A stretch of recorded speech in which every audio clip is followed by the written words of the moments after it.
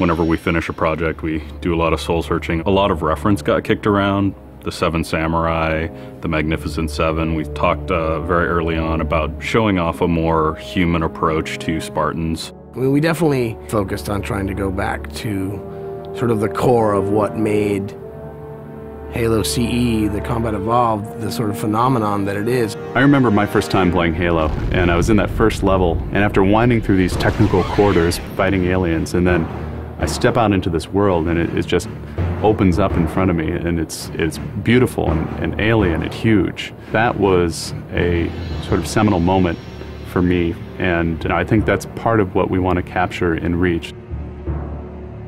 Something that was core to the game at the beginning was that sense of wonder and exploration. We started with a series of events. We basically set out like, okay, from this date on Reach to this date, we built a military campaign. We all had a desire to really flesh out the backstory of what happened prior to Master Chief and Cortana even entering the picture. We knew there were other Spartans, and it just seemed like such a rich area to tell a character-driven story with new characters. We wanted this team to feel like a Delta Force type team that are usually a smaller number. Why are we not seeing explosives residue? This particular team, Noble Team, they've survived by staying together. You're Noble 6, you're a replacement for a Spartan that's died. You're experiencing this story, boots in the mud. We looked at the story of Reach, and it was obviously a more intimate, character-driven story. We really needed the attention to real-world detail, trying to make these characters' faces really feel like believable. We started everything over from scratch, came up with a whole new rig for how we animate faces and also how we approach like texturing them, modeling them, everything, and just put a lot more time. Difference about a couple million polygons.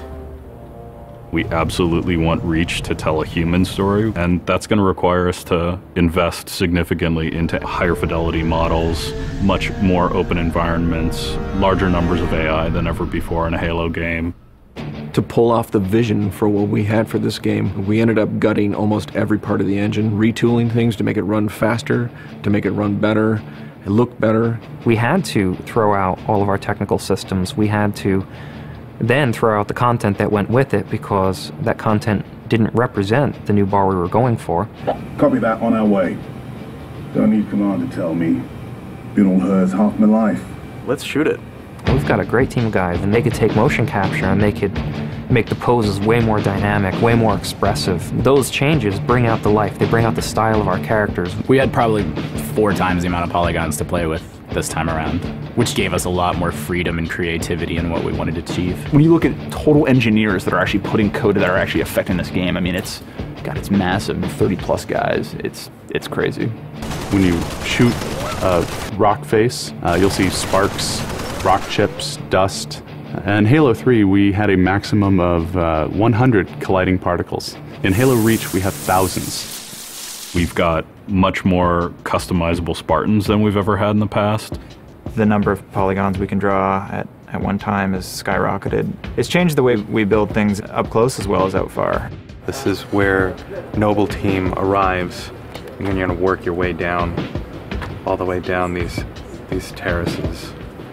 Big open environments, epic skyboxes. These are things that are quintessential to Halo. Like, we're building a planet that exists 500 years from now. We want to build spaces that you want to explore. We want to put twice as many characters, vehicles, and weapons into that environment.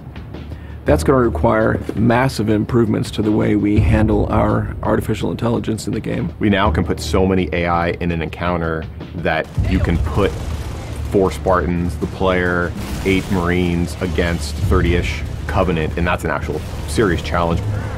Bringing the elites back was something that was really a true joy for us because they're such an awesome character to fight.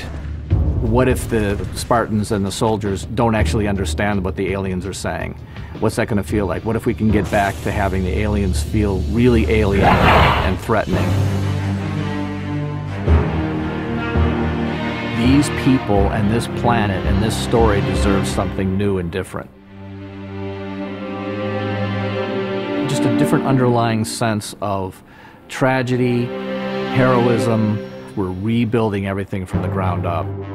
You have to walk this very fine balance. We want to add new things, but we don't want to rough up anybody's baby. I mean, that's the whole thing about the crazy sausage that is Bungie's Halo Reach ODST universe, is that we've sort of developed this gameplay that every person sort of has the different things about it that they like, and I still think that we still struggle to figure out exactly what, you know, like what can we add or remove without pissing off certain people in the population. We looked at the Halo 3 assault rifle, and it really does feel kind of dated. It fit the tech then, but now we have all of these new polygons to play with. We went to a lot of trouble to sort of ground the weapons and the vehicles more in this sort of more real, more gritty world. We refined a lot of the weapons to push them into their particular role, and that role is defined a lot by range and the range of combat that you're going to play. For instance, the DMR, which is a sort of medium to long range suppression marksman rifle.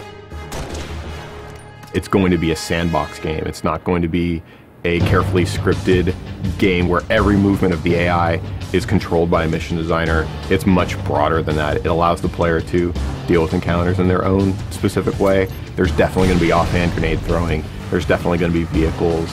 There's definitely going to be a large number of weapons that are incredibly powerful, incredibly accurate, that allow the player to feel like a badass. Now, if you melee him in the back of the head, like you really mean it, you're holding down on the button, and you will launch into this more elaborate animation sequence. It's going to be a very different campaign experience for people overall. We're doing stuff in the campaign that people absolutely won't expect from a Halo game. Bigger battles, brand new cast of characters. An incredibly ambitious game. Every neuron in my head is firing with just reach, reach, reach. We knew from the beginning what the end was going to be. This is the definitive Halo made by the people who created Halo.